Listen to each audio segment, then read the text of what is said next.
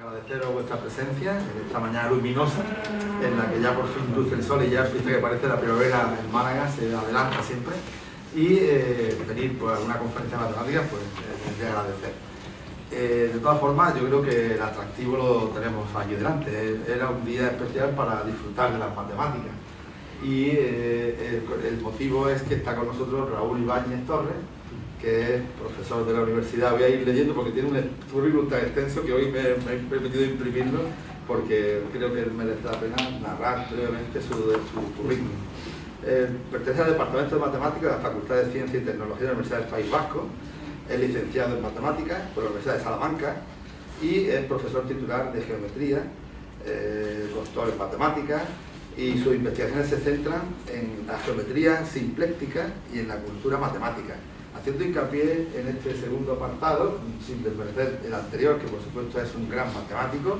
Ha participado en 25 proyectos de investigación, de los cuales 9 ha sido investigador principal, lo digo por su labor investigadora espectacular, pero el aspecto divulgador, que ya sabéis que es un poco el motivo de ser del principio, pues nos ha hecho traerlo a Málaga, traerlo del País Vasco para acá, por un vuelo un poco complicado para poder estar con nosotros un día casi. Le agradecemos su esfuerzo por estar con nosotros estas horas y poder dar esta charla. Sé que el vuelo tiene que hacer con escala y demás, pero bueno, no hay esa comunicación directa tan fluida como querríamos. Pero como digo, su importancia como labor, como divulgador de las matemáticas es evidente. Lo primero que os pido es que entréis a un portal que se llama Divulgamat. Divulgamat es un portal, yo he entrado en varias ocasiones y luego cada vez que entro me lo paso genial. Tenéis una cantidad de juegos, de recursos, de artículos, de efemérides, un portal de matemáticas excepcional. Os invito a que pongáis en vuestro Google, en vuestro buscador habitual, la palabra Divulgamat y veréis la labor de Raúl y de otros compañeros que también colaboran. En fin, es vicepresidente, no sé cuántos títulos más que me los salto, porque los muchísimos cargos que ha desempeñado, pero desde luego pues, ha sido comisario de varias exposiciones, y entre ellas quiero destacar una exposición que ha estado en Principia y que la tenéis aquí recogida en este libro, que recoge el rostro humano de las matemáticas. En ella se narran, mediante unas láminas y caricaturas simpaticísimas, ponerle cara a todos estos personajes de los que no dejamos de hablar en clase, y que esta exposición pues ha estado circulando y está circulando por todo el País Vasco y por parte del resto de España, porque ya os digo, ha pasado por Málaga y por algunos institutos de Málaga que algunos compañeros que aquí la habéis podido exponer. Así que esa visión me parece interesante destacarla, entre otras varias exposiciones que ha realizado. Y luego pues también me parece una labor fantástica la de coordinar un premio en el que las narraciones matemáticas forman parte importante, bueno, parte esencial. La idea es contar relatos en los que las matemáticas tengan un protagonismo, y es una colección, no sé ya cuántas van narradas, de 2004, pero desde luego os invito en la colección en Anaya a echar un vistazo a este tipo de relatos y a participar, supongo, en el concurso que tenéis convocado. No sé ahora mismo la convocatoria si está ya lanzada. Falta de dinero por ahora, pero eso no. Bueno, pues ya sabéis, entonces, además aquí hay gente que escribe bien relatos, no sé, han sido ganadores de algún otro concurso de relatos, así que os invito directamente a participar y a lanzar vuestra imaginación y eso es, escribir una historia en la que las matemáticas o la ciencia en general tengan algo que ver. Es una buena forma de divulgarla. Y, en fin, muchos méritos, premiado en multitud de ocasiones, y también su labor de divulgador a través de la radio, de su programa colaborador habitual, de varios programas, entre ellos el programa Graffiti en Radio Euskadi. O sea que yo creo que es una persona de la que nos sentimos pues, bastante orgullosos de que pueda estar con nosotros, y a que le agradecemos muchísimo que esté impartiendo nuestra conferencia titulada Paseo Matemático por los medios de comunicación. Sin más, darle las gracias, tiene la palabra y puede deleitarnos con las matemáticas. Esperemos. Gracias. Muchas gracias a ti. Bueno.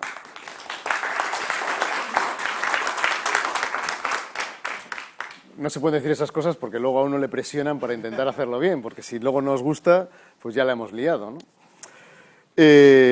Bueno, estoy encantado de estar en Málaga, ha sido un placer por muchos motivos y bueno, espero seguir pudiendo venir en más ocasiones. Mi objetivo fundamental es que nos lo pasemos bien, ¿vale? Si nos lo pasamos bien, yo creo que es un poco suficiente. Y en particular yo espero pasármelo bien, ¿vale? Porque si yo me lo paso bien, quiero decir que bueno, algo habremos hecho bien en el camino. Pero bueno, vamos a ver un poco qué pasa. Como comentaba, vamos a hacer un pequeño paseo matemático por los medios de comunicación. Ese es un poco el objetivo. Bueno, pues hoy en día hay muchos medios de comunicación. De hecho, estamos saturados de información. Tenemos tanta información que a veces el problema es que ya no accedemos a la información porque hay demasiada, ¿vale? Es un poco lo que ocurre. Tenemos los clásicos periódicos, tenemos las radios, las televisiones, buscadores en internet, blogs, publicaciones online. Bueno, realmente hay una gran cantidad de medios a través de los cuales podemos tener información, lo cual hace que la información sea más asequible, pero hay tanta que también es difícil porque tenemos que andar seleccionando y viendo un poco cómo acercarnos a ella.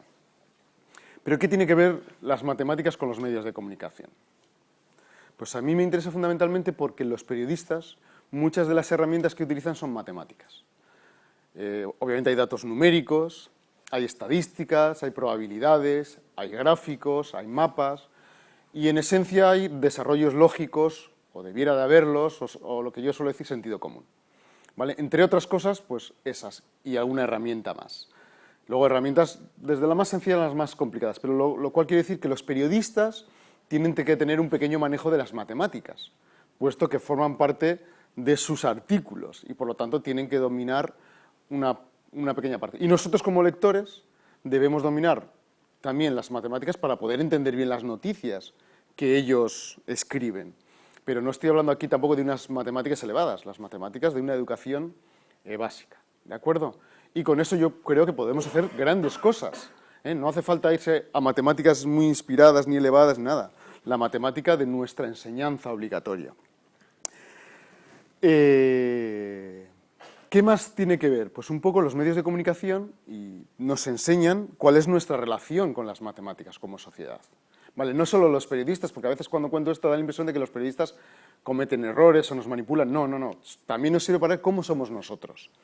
¿Vale? Y en ese sentido, y en relación con lo anterior, nuestra relación a veces con las matemáticas es muy curiosa, porque los conocimientos matemáticos necesarios muchas veces para entender las noticias o para escribirlas los periodistas los tenemos, pero tenemos tal miedo a las matemáticas que nos quedamos un poco como parados, ¿no? Y me gusta contar una anécdota, tiene que ver con la radio.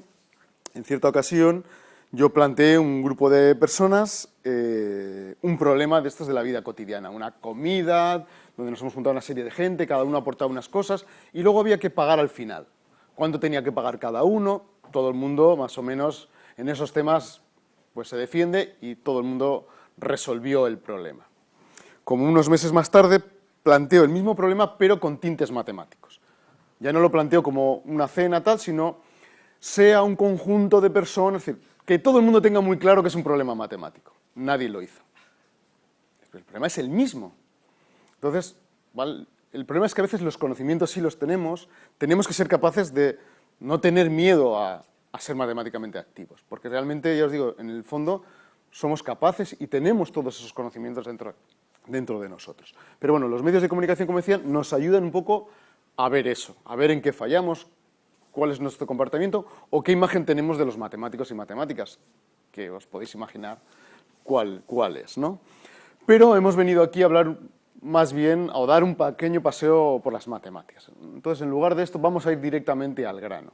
Uno de los primeros, bueno, decía, vamos a ver errores que aparecen en los medios de comunicación y a veces quizás manipulaciones, aunque todos sabemos que los medios de comunicación no manipulan nunca, ¿de acuerdo? Todos somos conscientes, ¿no? No hay manipulación en los medios de comunicación. No sé. Anterior huelga general, no la última, que pasó lo mismo, la anterior. ¿Vale? Intereconomía, fracaso sindical y del PSOE. El seguimiento es inferior a la huelga contra Zapatero. En la foto hay 2 personas. En el de abajo no lo veis bien. No sé si se puede quitar igual esta para que lo veáis mejor. Dice, cientos de miles de manifestantes contestan la reforma de toda España. Y se ve todo un mogollón de gente en la manifestación. Son 2 fotos del mismo evento. Bueno, no sé si habría manipulación o no. Bueno, uno de los primeros problemas que tenemos es, o al menos que yo tengo, es que a veces no somos conscientes del significado de los grandes números. A mí en particular me pasa con los datos económicos. ¿Vale? Los que tenemos una cierta edad y hemos pasado de la peseta al euro, de repente ya no sabíamos ni lo que era un euro. Y tuvimos que empezar desde cero para entender qué es un euro, qué son 5 euros, 10 euros, 100 euros. ¿Vale? Al principio pasábamos todo a pesetas y ahora creo yo, espero, que ya todos nos hemos adaptado a unas ciertas cantidades y ya no hacemos eso. Pues en general con los números pasa un poco lo mismo. Hay grandes números que no entendemos muy bien su significado, ¿no? Yo aquí pongo, por ejemplo, eso en una noticia en 2006, lo que había costado hacer un videojuego que se llamaba Commandos Strike Force. Y había costado 9 millones de euros. Claro, yo cuando leí eso no era capaz de entender muy bien qué significaba 9 millones de euros. Si era mucho o era poco. Entonces yo lo que hice es un ejercicio que en general es el que hacemos inconscientemente en nuestra vida. Y es intentar compararlo con cosas más cercanas a nosotros. Entonces yo lo comparé con cuánto costaba, o sea, cuántos coches podríamos comprar. Por ejemplo, yo tenía un Renault Clio en aquel entonces y unos 700 coches. Me hubiera gustado tener un Mercedes clase E, que eran unos 200. Comparé un poco cuántas personas se podían contratar, cuántos pisos se podían comprar, y poco a poco fui un poco haciendo un pequeño ejercicio de acercamiento al significado de esa cantidad. Y eso es un ejercicio que nos ayuda no solo a entender esa noticia, sino en general nos ayuda a tener un poquito en la mente el significado un poco de ese valor numérico. Otra cuestión que se puede hacer, dependiendo de los ejemplos, es esta última, la segunda que está, dice, recaudación por impuestos en 2005 en Euskadi, en el País Vasco, 11.265 millones de euros. Bueno, si la otra no la entendía, pues imaginar esta. Pues tampoco, esa cantidad de dinero, vamos. El número lo entiendes, pero ¿cuánto es eso? ¿Es mucho? ¿Es poco? Una cosa que se suele hacer a veces es hacer una media. Entonces yo lo que hice es, bueno, ¿cuántos habitantes somos en Euskadi? Si tuviésemos que pagar a tocateja, a escote, ¿cuánto sería? Pues serían unos 5.300 euros por habitante. ¿De acuerdo? Eso me da una cierta idea, ojo, una idea que no es real, no es verdadera, pero que me ayuda a aproximarme a la cantidad. ¿De acuerdo? No es verdadera en este caso por 2 motivos. El primer motivo es porque es una media, ya sabéis lo de la media, es los 2 que se comieron medio pollo de media, uno se comió el pollo entero y el otro ninguna. Entonces, para empezar es una media y es algo orientativo, ¿vale? Simplemente algo que me ayuda a acercarme. Y en este caso por otro motivo, porque los impuestos no solo lo pagan las personas, lo pagan las sociedades, las empresas, etcétera, etcétera. Por lo tanto, no es real, pero me ayuda a entender un poco de qué va el tema. Son 2 posibles acercamientos para entender los grandes números. En general, lo que tenemos que hacer cuando leamos noticias es intentar ver si los números que aparecen son posibles o no son posibles, ¿no? Ya que estamos acercándonos, por ejemplo, en este caso estábamos leyendo en 2009 una noticia, igual os acordáis, María Luisa, la primera gitana que se hace hoy en la Unión Europea. Se había quedado viuda, pero estaba casada por el rito gitano y por lo tanto legalmente no tenía derecho a la pensión de viudedad. Y entonces había recurrido a Europa para ver si le... Porque claro, el gobierno español en España no le hacían caso y tal. Entonces la noticia decía, si le daban la razón, podría sentar jurisprudencia para los 14.000 millones de gitanos. Claro, cuando uno lee esto dice, bueno, ¿cuántos gitanos habrá en España, no? Dice, hombre, no sé, pero a mí 14.000 millones me parecen muchos. No sé, quizás es porque somos unos 7.000 millones en el mundo. Hombre, igual hay gitanos fuera de la Tierra. Tampoco sería descabellado. Bueno, obviamente cuando lo lee la primera vez a veces ve algo raro pero no se da cuenta. Y entonces se pone a pensar y dice, esto es imposible, ¿vale? Luego a veces uno puede ir un poco más allá. Yo me metí en internet para intentar saber cuántos gitanos hay en España. Inicialmente era mi intención. Entonces descubrí, bueno, en la Wikipedia me da una información, pero en una página también bastante importante decía que en el mundo había 14 millones de gitanos, 10 de ellos más o menos en Europa, 10 o un poco más de 10. Entonces, claro, dije, 14 millones se habían convertido de repente en la noticia en 14.000 millones de gitanos. Un poco excesivo. Bueno, independientemente, obviamente eso fue un error del periodista, sin más, no tiene mayor importancia, pero como lectores a veces sí tenemos que intentar un poco fijar si los datos son posibles, no son posibles, tener un pequeño espíritu crítico. En otras ocasiones puede ser, puede ser hasta interesante. Esto es un artículo, algunos ya lo conoceréis, espera, a ver, no sé si me he pasado. Sí, es este. De Almudena Grandes, que tuvo cierta polémica y decía, bueno, era cuando había empezado la crisis mundial y Obama de repente inyectaba dinero en Estados Unidos para intentar un poco paliarla. Y obviamente, escrito por Almudena Grandes, es un ejercicio literario muy bello, muy limpio, muy bien estructurado, va al grano, pero como vais a ver tiene un error. El ejercicio de economía recreativa fácil, limpio e instructivo para cualquier edad. No precisa más que una calculadora, un cuaderno, un lápiz y una goma. El experimento consta de 3 fases y la primera es una simple división. 775.000 millones entre 6.700 millones. Si la realiza, obtendrá como resultado 115.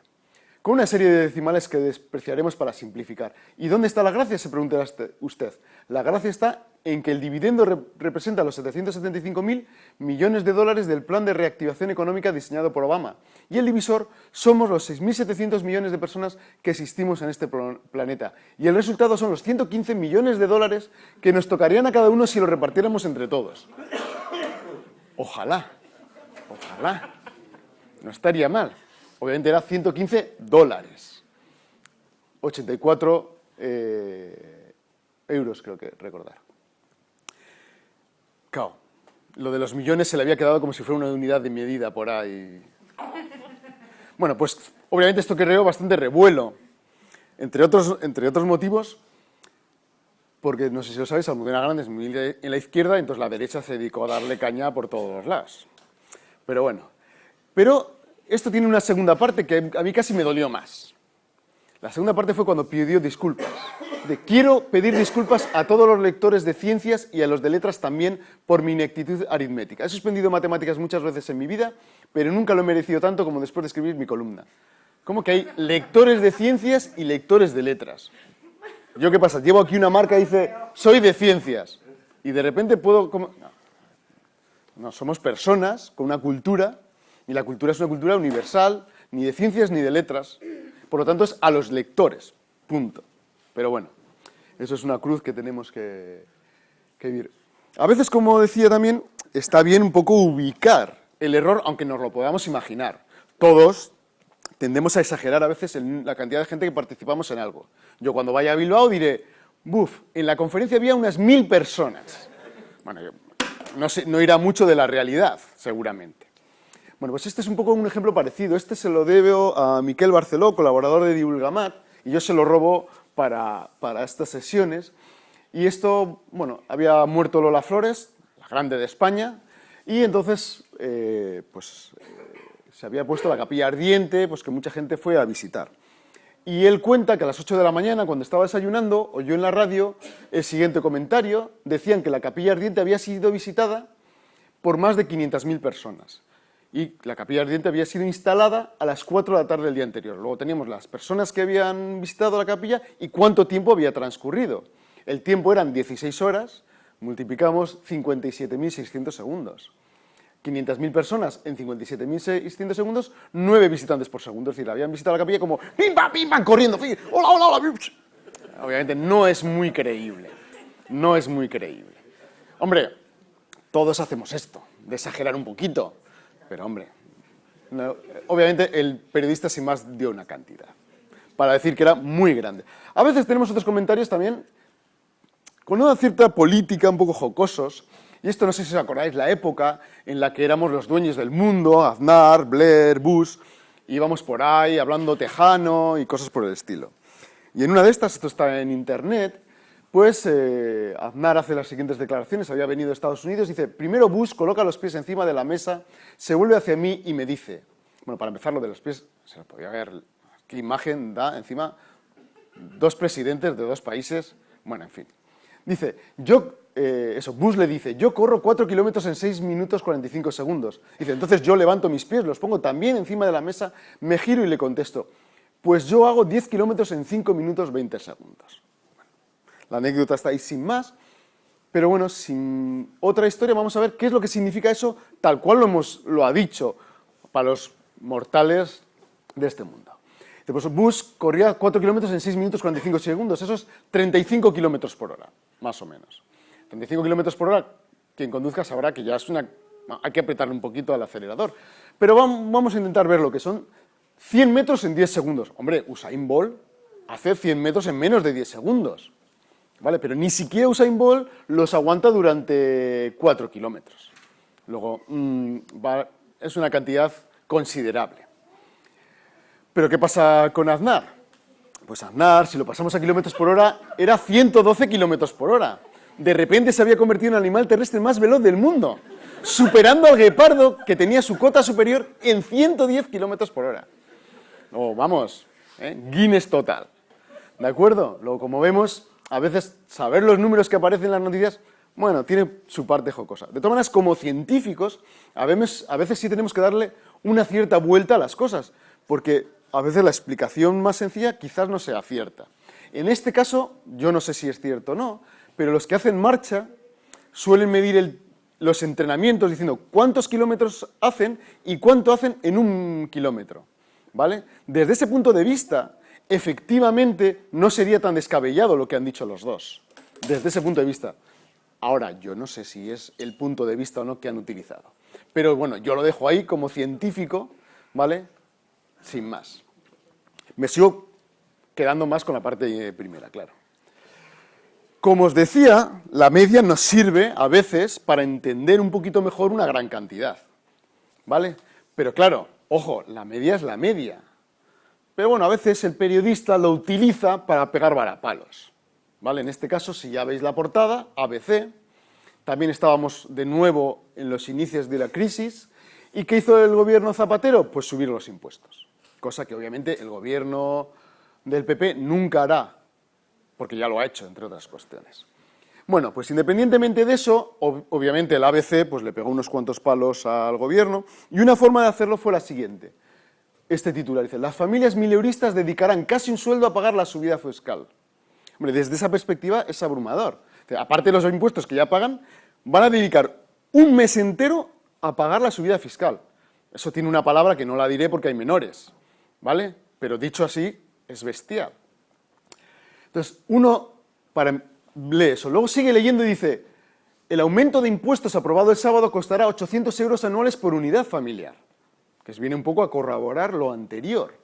Vale, pero si uno empieza a leer la noticia, se da cuenta que el gobierno había estimado que la subida de impuestos llevaría a 11.650 millones de euros de beneficio para el gobierno, ¿vale? Claro, ¿qué hizo ABC? Hizo una cosa adecuada, en cierta forma, para intentar entender eso, y vio cuántas eran las familias que había en España, y son 14 millones más o menos. Hizo una media y salía que por unidad familiar se pagaban efectivamente 800 euros, pero es una media, ¿vale? Es decir, la gente pagará de media la subida en 800 euros, pero es una media con las dos cuestiones implicadas que yo he dicho antes. La primera es una media, y no todo el mundo se va a comer el pollo, ¿de acuerdo? Es decir, hay gente que pagará más y gente que pagará menos. Y segundo, los impuestos no solo lo pagamos las personas, lo pagan las empresas, las sociedades, etcétera, etcétera. Luego se puede decir, como dato orientativo, que saldría con las peros convenientes, pero no se puede poner un titular que diga las familias mileuristas dedicarán casi un sueldo a pagar la subida fiscal, porque es mentira, ¿vale? Luego a veces incluso las buenas acciones pueden estar acompañadas de comentarios, bueno, siempre hago lo mismo, no tan adecuados. Bueno, las estadísticas, sobre todo de tráfico, tienen también, he traído una sencilla, pero también suelen tener una riqueza de matices considerable. He traído esta solo para poder comentaros dos o tres cuestiones. Bueno, esto era la revista de Tráfico y Seguridad Vial. De hecho, este año un argumento parecido al que os voy a dar yo ocurrió de nuevo, ¿vale? Y es muy habitual.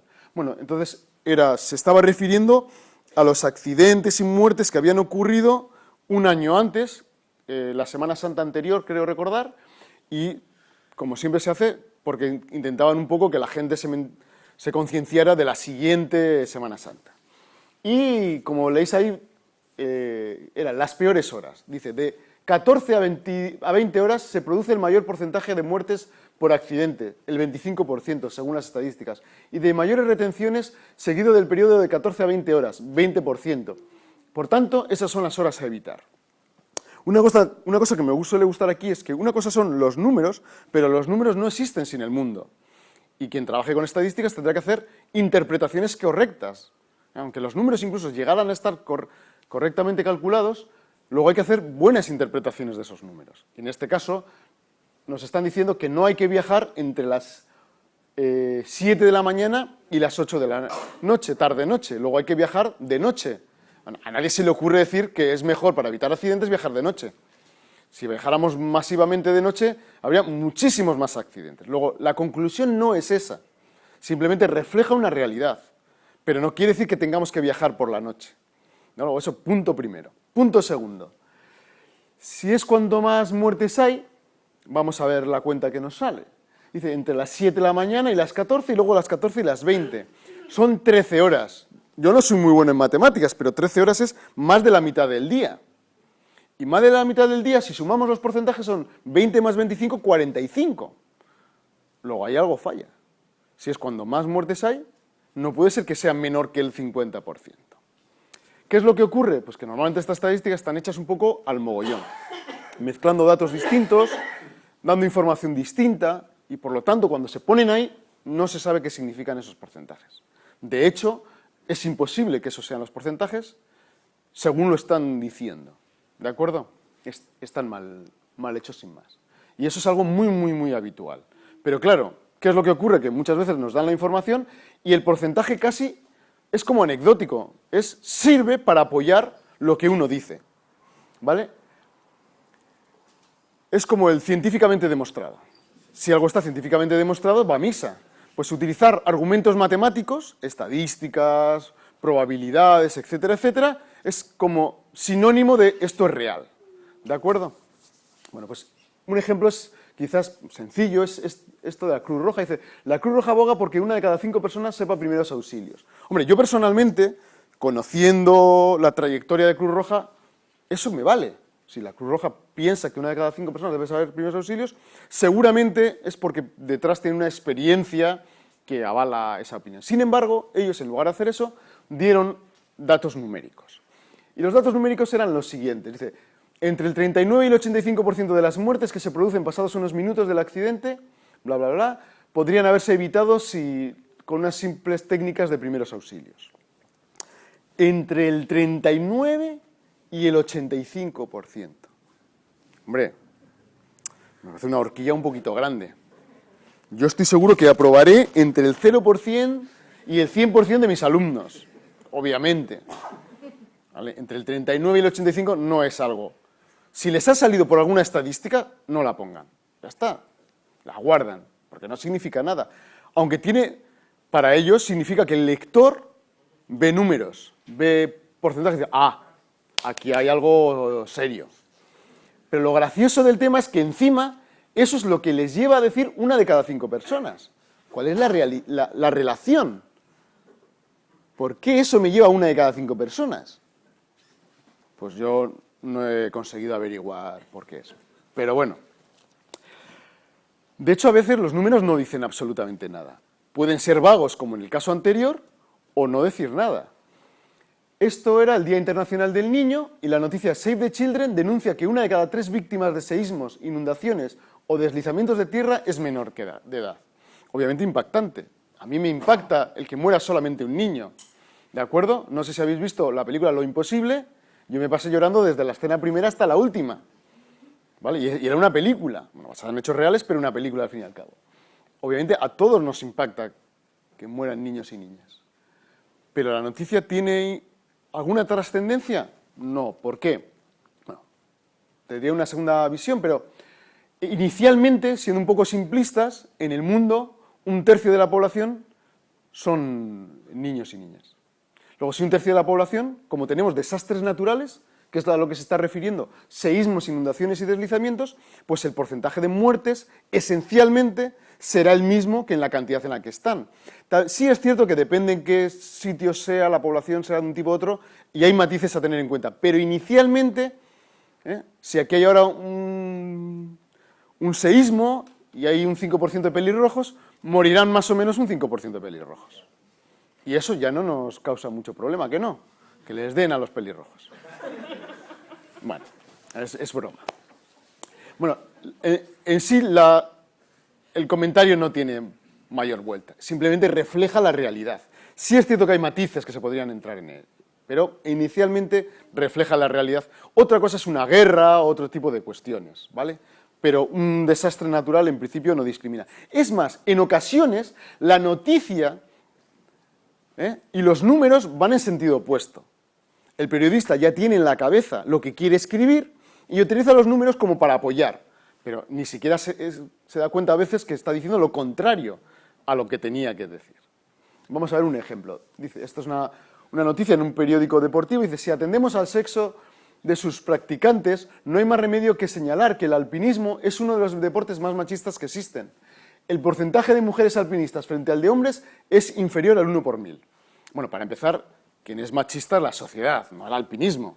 Pero bueno, entendemos que se refiere igual, bueno, depende ahí, se podría matizar también. Nos da un porcentaje, yo no voy a poner en duda el porcentaje. Si lo ha manejado es porque seguramente es correcto y lo ha sacado de algún sitio. La noticia sigue. Dice, llevado al mundo de los 8000, el asunto se acentúa, pues se trata del escalón más alto del alpinismo, al que solo llegan unos pocos privilegiados, y la práctica totalidad son hombres. Las cifras del K2 confirman esto en nuestra montaña. De 198 personas que han subido a la cumbre, hasta la presente temporada, solo 5 eran mujeres. A ver, 5 de 198 será más o menos que 1 de cada 1000. Es difícil, es difícil verlo. Es difícil. Es 25 por 1000. Hombre, hemos aumentado bastante. De 1 a 25, en tantos por 1000 no está mal. Bueno, vale, tampoco hay que ser así, no seáis críticos con los periodistas. Pero la noticia sigue. Dice, y este año la cosa no ha ido a mejor. Hombre, os voy a explicar porque igual no sabéis. Si no ha ido a mejor es que se ha quedado igual o ha ido a peor. ¿Vale? Vale, vamos a ver. Dice, de los 10 que han subido, 9 eran hombres. Bueno, una era mujer, por si no los habíais captado. 1 de cada 10 era mujer. 10 de cada 100. 100 de cada 1000. 100 de cada 1000. Que no es menos, que es más. Bueno, como veis, a veces el periodista ya tiene escrita su noticia. Y los números solo aparecen como acompañando. ¿De acuerdo? Bueno, sigamos un poco. Esto, por cierto, muchas de estas noticias, algunas están en la página malaprensa.com, que si la visitáis tiene muchísimos ejemplos muy parecidos a los que aquí aparecen. Esto, de nuevo, era un suplemento de estos dominical, por lo tanto, se ha empleado parte de la semana en elaborarlos, no es algo como el día a día del periodismo, que es muy, muy rápido, pero es muy interesante. La portada decía algo así. Dice, el imperio de los piratas, no era de los del Caribe, digo por si alguno, ¿vale? Dice, y luego el subtítulo decía, los beneficios que obtienen son inversamente proporcionales al daño que causan a las empresas legales. Bueno, voy a volver a leer porque yo soy un poco lento. Voy a volver a leer, dice, los beneficios que obtienen son inversamente proporcionales al daño que causan. Genial, todo el mundo contento. Ellos sacan mucha pasta y las empresas legales no tienen ningún problema. Luego todo el mundo está contento, ¿no? Esto es un error que cometemos frecuentemente todos. Cuando algo es contrario, inversamente proporcional. Y no nos fijamos si realmente es inversamente proporcional o no, pero utilizamos la expresión inversamente proporcional, porque son dos cosas opuestas. ¿No? Pues no, efectivamente era directamente proporcional. Directamente proporcional. Bueno, pero la cosa no se queda aquí, y sigue. También una cosa muy frecuente en el periodismo, y es que cuando algo queremos transmitir que es malo, intentamos compararlo con cosas que ya sabemos que son malas. Por ejemplo, fotocopiar libros es malo, es peor que la droga. Eso lo habéis oído en los medios de comunicación más de una vez. Entonces, ese tipo de argumentos muy frecuentes. E incluso a veces la literatura de la propia noticia tiene también su importancia. Lo digo porque voy a leeros un trozo y yo creo que es significativo las palabras que se utilizan. Dice, 1 kilogramo de discos compactos piratas valen en la actualidad 3.000 euros en las calles de Europa Occidental. No me diréis que eso no suena ya a mafia, en las calles de Europa Occidental. Dice, mientras que 1 kilo de resina de cannabis está valorado en 1.000 euros. Obviamente, si está más valorado los discos piratas que el cannabis, es mucho peor. ¿Vale? Ya nos están diciendo... Pero ¿qué significado hay detrás de todo eso? Bueno, dice, 3.000 euros cuesta un kilo de discos compactos. Vamos, todos en nuestra casa tenemos una pesa de estas de cocina. Los que no la utilicéis, procurar utilizarla de vez en cuando. Y en este caso podríamos poner CDs. Sin caja ni nada, CDs. Y vamos echando CDs hasta que llegue. Pues con 65 discos hacemos el kilo. 65 discos a 3.000 euros el kilo nos sale a 46 euros por CD. Hombre, yo no sé, yo en el Top Manta no pagaría 46 euros por un disco, ni siquiera de los Dire Straits, que es uno de los grupos que más me gustan. Y no os digo nada de Bisbal. Vamos. Pero claro, si encima tienen cajas, peor, porque serían entre 12 y 20 discos, que saldrían entre 150 y 250 euros. Tela marinera, ¿quién pagaría 250 euros por un disco? Prefiero ir a un sitio legal a comprarlo, obviamente. Pues se han puesto esas cifras, pero realmente no son correctas, o quieren significar algo distinto a lo que estamos leyendo y a lo que dan a entender. ¿De acuerdo? Pero la noticia no acaba ahí. Dice, solo en la capital de España, bueno, Madrid, por si no lo sabíais, dice, se venden 100.000 CDs y unos 30.000 DVDs piratas al día. Eso dice una parte. Y luego sigues leyendo y dice, la Federación Antipiratería calcula el pirateo audiovisual en toda España en 9 millones de películas al año. Pues bueno, sabemos lo que hay en Madrid y lo que hay en toda España. En Madrid nos lo dice al día 30.000 DVDs. Bueno, sabemos que en un año son unos 365, multiplicamos, y nos salen 11 millones de DVDs en Madrid al año. Mientras que en toda España hemos dicho que eran 9. O sea, en Madrid se pirateaba más que en toda España. O sea, llevan los vascos intentando ser independientes no sé cuántos años, y los madrileños ya lo han conseguido. Sin tanta bronca, sin tanto jaleo ni nada. Y son independientes. Porque si no, no se explica uno las dos cifras que no encajan muy bien. ¿De acuerdo?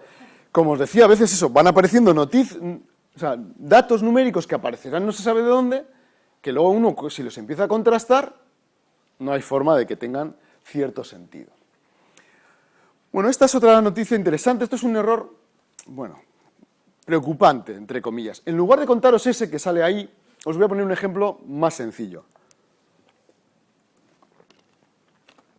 Imaginar el hombre del tiempo, llega un fin de semana como este, bueno, ya estamos en sábado, pero imaginar el jueves o el viernes, y dice que la probabilidad de que llueva el sábado es del 50%, la probabilidad de que llueva el domingo es del 50%, por lo tanto la probabilidad de que llueva el fin de semana es del 100%, ¿no? Obviamente. Hombre, alguien no tan optimista podría decir, la probabilidad de que no llueva el sábado es del 50%, la probabilidad de que no llueva el domingo es del 50%, luego la probabilidad de que no llueva el fin de semana es del 100%. Y esto es como el gato de Rödinger, va a llover y no llover al mismo tiempo. ¿Vale? Es una cosa un poco curiosa. Obviamente no es el 100%, y tampoco es el 50%, como mucha gente piensa. ¿Vale? Pero esto es un ejemplo bonito porque no es muy difícil intentar razonar cuál es la probabilidad de que llueva el fin de semana. Vamos a hacerlo, a veces lo traigo, no lo he preparado esta vez, pero imaginar que tenemos una urna, yo soy Dios, no es difícil imaginarse que yo soy Dios, tenemos una urna que pone sábado, ¿vale? Y Dios mete una bola blanca, que significa que no lloverá el sábado, y una bola negra, que significa que lloverá el sábado. Obviamente eso es un modelo matemático de lo que va a ocurrir, más o menos, el sábado, ¿vale? Si saco la bola blanca, no llueve. Si saco la bola negra, llueve. Eso es un modelo matemático bien construido. Y aquí tenemos nuestra urna del domingo, con una bola blanca para que no llueva y una bola negra para que sí llueva. ¿Qué es lo que va a ocurrir? Bueno, pues Dios moverá. ¿Y qué opciones hay? Pues hay que saca blanca blanca, con lo cual no lloverá, que salga blanca negra, con lo cual lloverá el domingo, Que salga negra-blanca, con lo cual lloverá el sábado, y que salga negra-negra, que lloverá todo el fin de semana, como suele ocurrir en Bilbao. ¿De acuerdo? Pero vemos que de 3 de las 4 va a llover. Es decir, hay un 75% de probabilidades de que llueva y un 25% solo de que no llueva. Y esa es la realidad. Las probabilidades, obviamente, no se suman, ni siquiera se hacen medias. En esta noticia hablaban del descenso de alumnos en las universidades de Salamanca. Y calculaban, no recuerdo muy bien, pero era el 5% en una de las universidades y el 6% en otra. Luego, en total, había un descenso del 11%. Menos mal que no eran 10 universidades, porque si no el descenso había sido bestial. ¿De acuerdo? Si vas sumando, pues... Luego son errores que hay que tener un poquito de cuidado con ellos. Bueno, vais a permitir que pase a esta. Seguimos con seguridad vial. Una cosa que suele ocurrir en los medios de comunicación, y las dos siguientes noticias que voy a comentar van sobre esto precisamente. Espera cómo voy de tiempo. Vamos bien. Es que cuando una administración, ya sea un gobierno, el gobierno central, un gobierno autonómico, un ayuntamiento, quien sea, quiere aprobar una ley, normalmente descubriremos que las semanas anteriores, o incluso el mes anterior, hay noticias en ese sentido, ¿vale? Que intentan un poco poner a la opinión pública en una cierta dirección. Por ejemplo, se va a congelar o bajar el sueldo a los funcionarios, que es la noticia que voy a comentar luego. Los funcionarios son unos vagos, no pegan un palo al agua, están todo el día tomándose cafés, bueno, no se merecen el sueldo que tienen, etcétera, etcétera. Y eso ocurre cada vez que se nos baja el sueldo o se congela, tenemos comentarios de esos. Se va a la prensa y la gente se indigna y está indignadísima con el tema. Y incluso a veces te increpa. Es que si no hacéis nada, ¿cómo? Bueno, eso suele ocurrir. Pero no solo con el tema de los funcionarios. Por ejemplo, esta noticia tenía que ver porque en el País Vasco se iba a aprobar una ley de seguridad vial. Y entonces empezaron a haber noticias relacionadas con ese tema.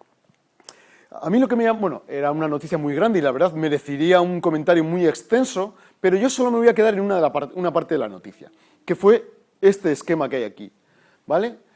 Bueno, para empezar, el titular decía: los peatones son responsables del 76% de las infracciones con riesgo de atropello. Bueno, más o menos ya veis que la mayoría de los accidentes por atropello la culpa la tiene el peatón.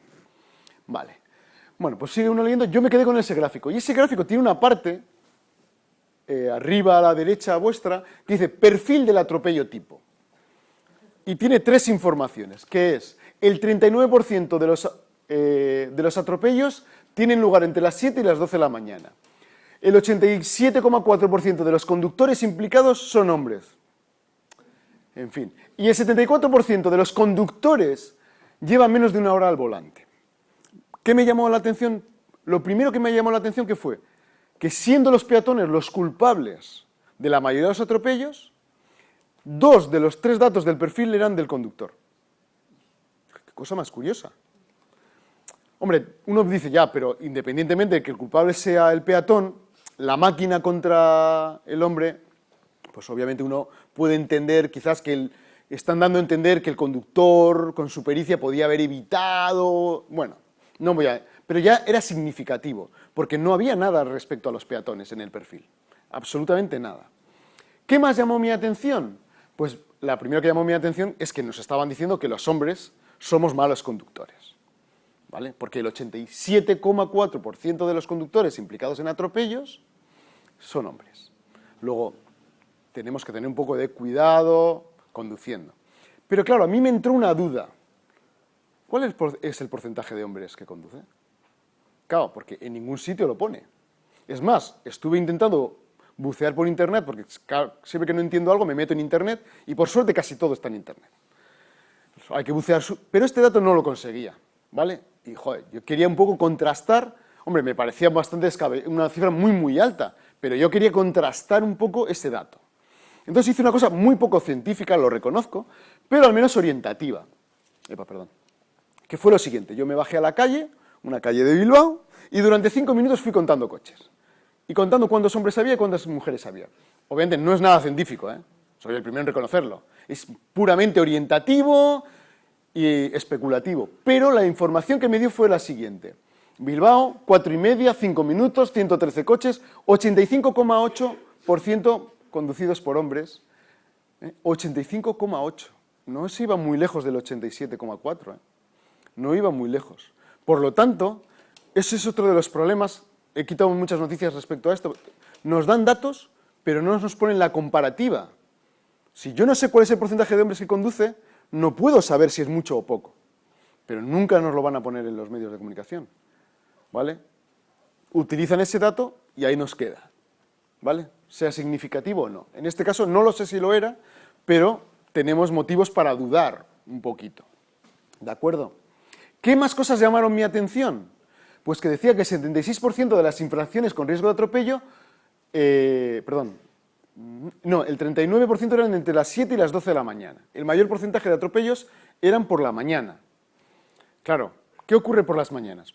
Vamos a trabajar, vamos a la escuela, es el reparto de frutas, verduras, hay un movimiento de personas y de tráfico considerable, muy, muy importante. Luego es lógico que ahí es cuando más atropellos haya, porque es cuando más movimiento hay. Y luego lo otro es que el 74% lleva menos de una hora al volante. Bueno, normalmente, la gran mayoría de la gente, para el transporte igual, depende cómo lo contaran, pero cuando vas a trabajar o al colegio y tal, son periodos de menos de una hora. Luego es lógico también que ocurra eso, ¿vale? Luego, en fin, está bien como información, pero no quiere decir nada especial, simplemente nos describe la realidad del mundo en el que estamos, ¿de acuerdo? Luego, estaría bien de todas formas que de vez en cuando nos pusieran las comparativas y nos dieran a entender qué significan las cosas. Esto es lo de los funcionarios. Bueno, si ya hemos pasado por el periodo de que somos unos vagos, que no merecemos el sueldo que tenemos y cosas por el estilo, últimamente también se ha puesto de moda que somos demasiados funcionarios en España y que sobramos muchos funcionarios. Bueno, yo no voy a entrar en si sobramos o no sobramos, si hay duplicidades, etcétera, etcétera, ¿vale? Porque también es cuestión, ¿vale? Pero yo quiero ir un poco a lo que es en sí la información, el hecho de que somos demasiados funcionarios en España y por qué se dice eso. Hace un tiempo, el 5 del 8 del 2012, salió, bueno, todo esto ha circulado mucho por los blogs, por internet, por los medios, pero en particular esto llegó a través de un colega y era en un periódico que se llama Mercado de Dinero, salía ese gráfico que había salido también publicado en otros medios y el titular decía demasiados funcionarios por habitante.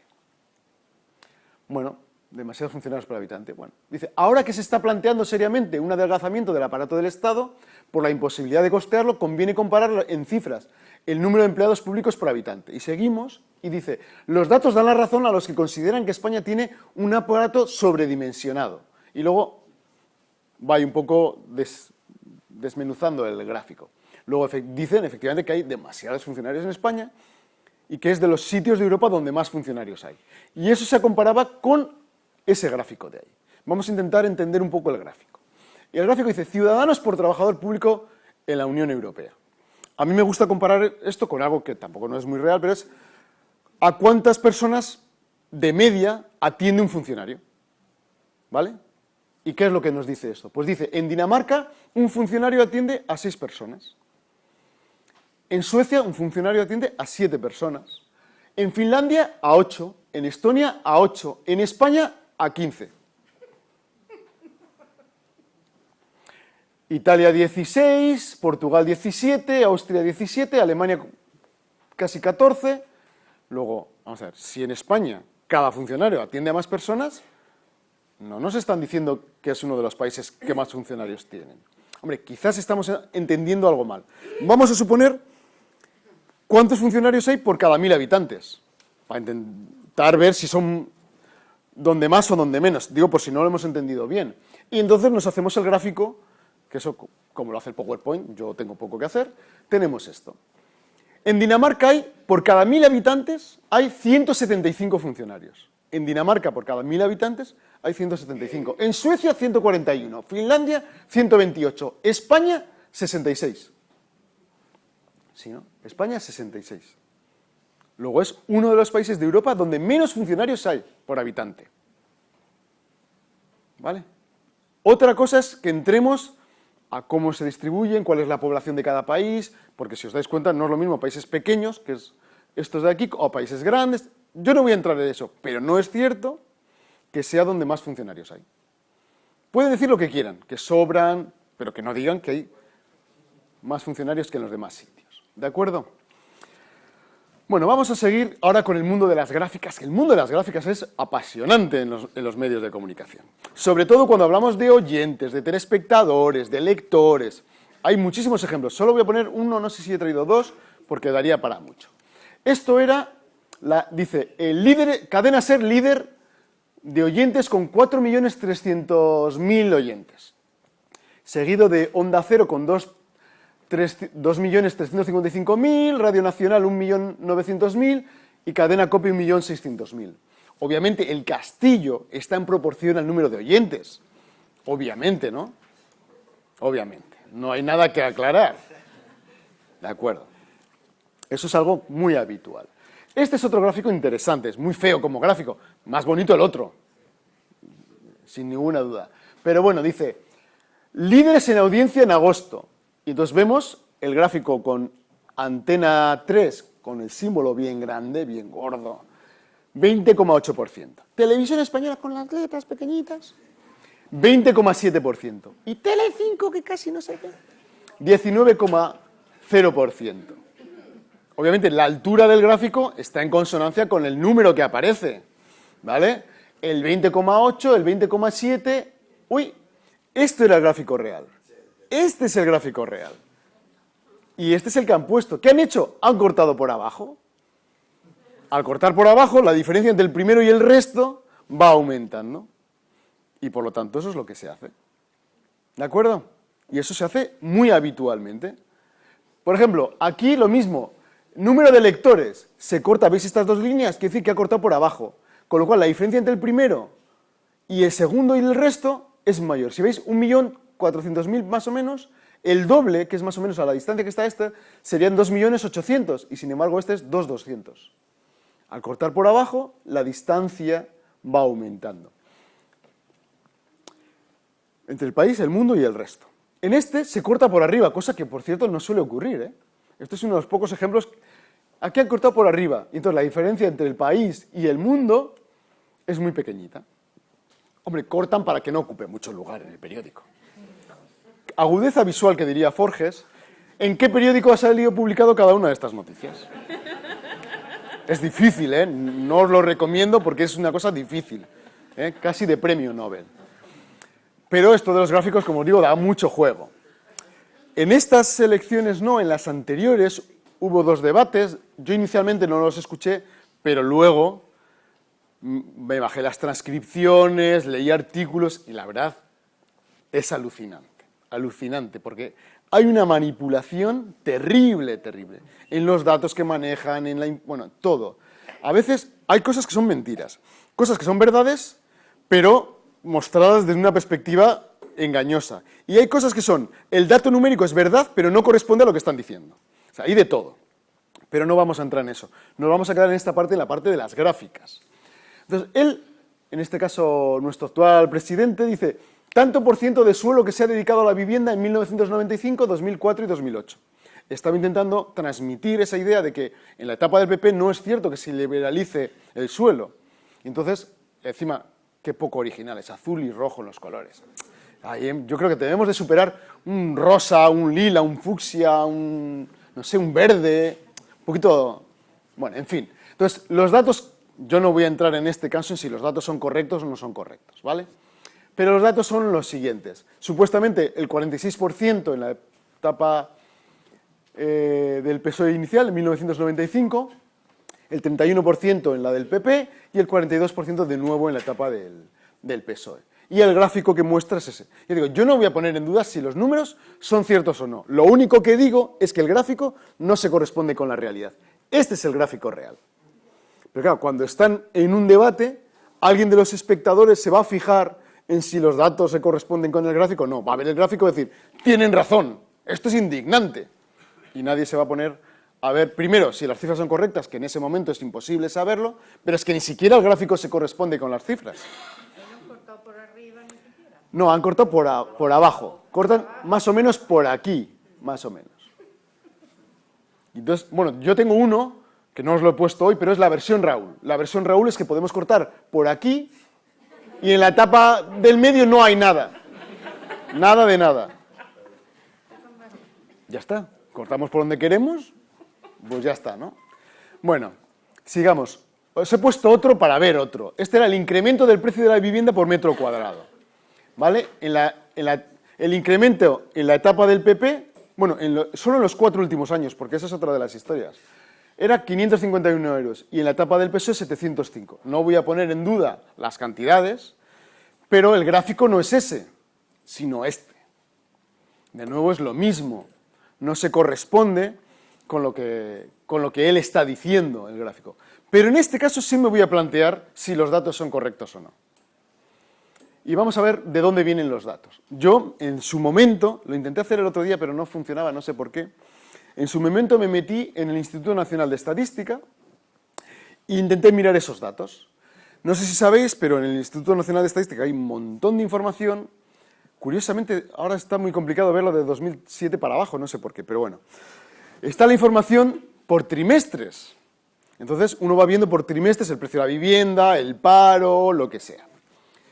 Y de repente, pues claro, pues las elecciones en España, ¿cuándo son? Normalmente son en marzo de 1996, del 2000, del 2004, 2008, ahora no han sido en marzo, pero hasta entonces, pues hasta ahora siempre habían sido en marzo. Entonces, ¿qué hizo el PP? Pues cogió, si habían sido en 1996 las elecciones correspondientes, pues, bueno, perdón, en el 2000, pues miró el dato del precio de la vivienda en el año anterior, en el último cuarto del año anterior, del 99. Si habían sido en 2004, habían visto justo del anterior, ¿vale? En el último trimestre del 2003, y lo mismo con el 2008. Y habían visto y habían calculado el incremento, y efectivamente sale 551 y 705. Luego el dato es completamente correcto. ¿Qué es lo que ocurre? Si las elecciones han sido en marzo, obviamente el gobierno ha estado, el primer trimestre también ha estado gobernando. Es más, yo os he puesto los datos del primer trimestre, pero de hecho tendríamos que haber puesto el del segundo, que es lo que estaba el otro día intentando buscar, pero no lo conseguí. ¿Por qué? Pues porque el gobierno ha estado, si las elecciones son en marzo, mínimo en marzo, luego más 2 meses más de cambio de gobierno, realmente tendría que haber sido el segundo trimestre. Pero bueno, aún así cogí el primer trimestre, para intentar ser un poco justos con las elecciones, aunque ya os digo, tendría que haber sido el segundo.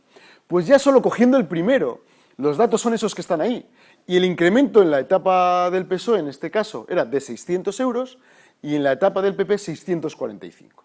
¿Vale? Efectivamente seguía siendo mayor en la etapa del PP, solo cogiendo el primer trimestre y no el segundo, que ahí no sabemos aún muy bien, pero efectivamente aún era mayor. Ojo, ¿y el IPC? Cuando se dan datos numéricos nadie calcula el IPC. El IPC es del 14%. Luego, no hay que comparar las dos cifras, hay que tener en cuenta que entre las dos hay un incremento del IPC, y en este caso es del 14%. Luego, del 551 a 705 a lo que es la realidad, deja un poco que desear.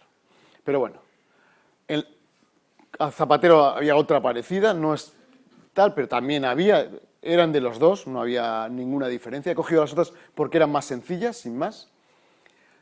Obviamente cada vez que hay elecciones pasa algo parecido, ¿de acuerdo? Por ejemplo, este es un rosco de las elecciones de 2008, las mismas. Vale, bueno, en este rosco de aquí le he hecho yo, ¿vale? Lo he hecho yo con el PowerPoint y le he metido los datos. Hay un error porque hubo un escaño que bailó entre Convergencia y Unión y no sé si era el PP. Vale, entonces justo ese se me escapó, ¿de acuerdo? Creo recordar, creo que... Pero bueno, el asunto es que esto lo sabe hacer cualquiera. Yo le digo, PowerPoint, hágase una tabla que tiene estos datos, y él lo hace. Él pone la historia, coges la recta central y te dice cuál es la mayoría absoluta. Luego vemos que el rojo PSOE, esta vez he sido yo, está muy cerca de la mayoría absoluta, pero le falta un trecho, ¿vale? Y luego vemos al resto. Vamos a ver cómo lo reflejan dos periódicos en el País Vasco. Uno es El Correo, ¿vale? ¿Veis ahí abajo? Donde lo que es el gráfico en sí está bien, es igual al mío, pero la raya de la mayoría absoluta misteriosamente ha sido desplazada para que se vea más grande la distancia a la mayoría absoluta. Hombre, tendrán en cuenta el rollo psicológico, que aunque te falte un voto, 2 votos, es muy difícil porque tienes que llegar a acuerdos. Y esta otra era del Diario Vasco. Si os fijáis en la del Diario Vasco, el rosco no se corresponde para nada. Los partidos minoritarios tienen una amplitud mucho mayor de la realidad, ¿vale?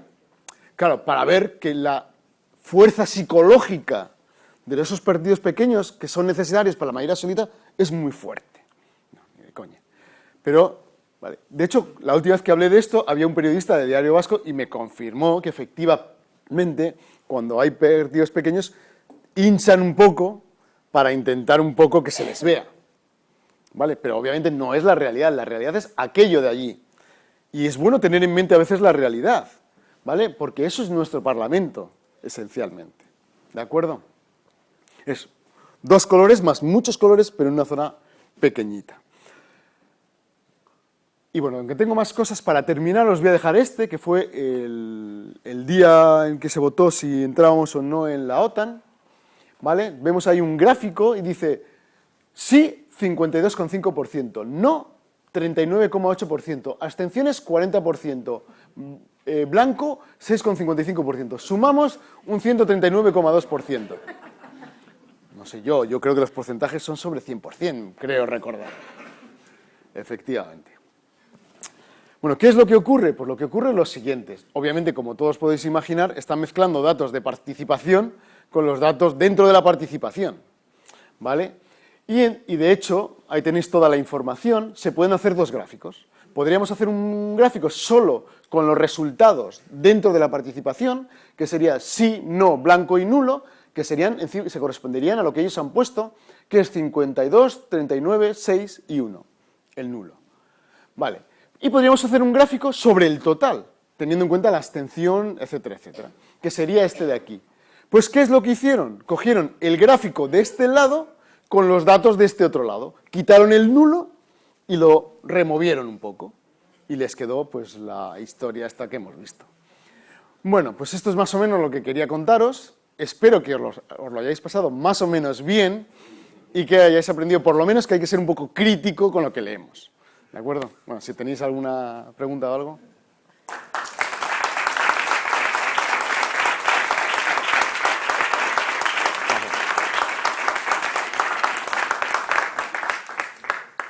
Si tenéis alguna pregunta, alguna cuestión o... ¿Qué te dijo ese periodista vasco? Era, no, porque claro, puede ser para que se vea que existen otros grupos o puede ser para sobredimensionar su capacidad política. No, él lo que me decía es para que se vieran la presencia que tenían. Que tenían presencia, vamos. Porque dice, es que vamos a ver, esencialmente como cuando ves todas las rayas así, no se ve ni siquiera prácticamente qué partidos están ahí. Digamos que era un poco como para darles, para que se viera entre ellos también el porcentaje. Pero claro, hace que sea irreal respecto al resto y lo que es en la totalidad, ¿no? Pero sí, viene un poco a confirmar que efectivamente, bueno, no hace falta que lo confirmara porque está claro que si lo puede hacer bien un programa sencillo, ellos no tienen que tener ningún problema. Así más. Estos días que ha habido muchas inundaciones y muchas riadas y todo eso, yo que también tengo una cierta adicción a mirar los números, miro mucho los de meteorología. Y entonces, es una cosa, los hectómetros cúbicos de los embalses, los metros cúbicos por segundo de desembalse, los metros cúbicos que lleva el río Ebro a su paso por Zaragoza o el Arga. Bueno, es una cosa verdaderamente lamentable también y yo creo que es que eso ya ni lo lee la gente, porque es que no se enteran tampoco. No. Pero es terrible también eso. Sí, sí. Bueno, además ahí hay otra cosa, es que muchas veces las capacidades que salen, aunque sean correctas, muchas veces no nos las imaginamos. Ponen un dato numérico y no sabemos realmente lo que significa. Entonces, eso, pues lo pones, yo creo que muchas veces, en un artículo largo, como hacen a veces, no es tan difícil intentar que la gente entienda cuál es ese valor numérico. Y luego un poco lo que dices, hay veces que metros cuadrados con metros, con cúbicos, con... Perdona, de repente es un volumen y metros cuadrados. Luego a veces entiendes, bueno, pues entonces se refieren a que son tal... Puedes entender, pero hay otros que no tienen... Y luego a veces, cuando ves las cantidades, dices, son imposibles. ¿no? Si contrastas un poco es imposible que sean reales. Yo recuerdo alguno, por ejemplo, de la cantidad de agua que hay en el mundo respecto a la Tierra y salían cosas que no podían ser ciertas, ¿no? Pero bueno, me imagino que será, pues cogen un número, hacen una operación y de repente no se dan cuenta que si eran metros, kilómetros, les da igual, cogen el número tal cual y ya está, y manipulan todo. Que por cierto, no recuerdo ahora quién fue, uno de los accidentes que hubo en la NASA, sabréis que fue porque una de las medidas, las que habían cogido con medidas europeas y no las habían pasado a las anglosajonas. Y por lo tanto había una discrepancia y al tomar malas medidas llegó a cabo ese accidente. Pues eso es un error muy habitual. En este caso es porque son dos sistemas, pero en el mismo sistema nuestro pasa con los periodistas o pasa con nosotros. Que nos da igual el sistema, nos fijamos en el número y mezclamos cosas que son nefastas. Es que supongo que tienen en cuenta que aquí el billón... Esa es otra de las... Eso es uno de los ejemplos que suelo poner. No lo he hecho hoy, pero es uno de los ejemplos que suelo poner también. Incluso el qué significa el billón, incluso correctamente.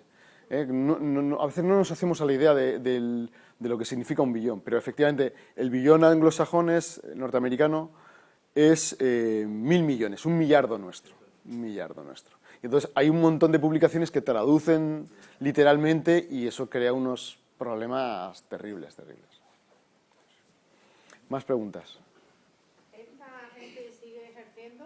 Bueno, aparte de la forma, lo que quiero decir en realidad es si lo hacen intencionadamente o es un problema de la Facultad de Ciencias de la Información. No, vamos por partes. Primero, es un problema de toda la sociedad.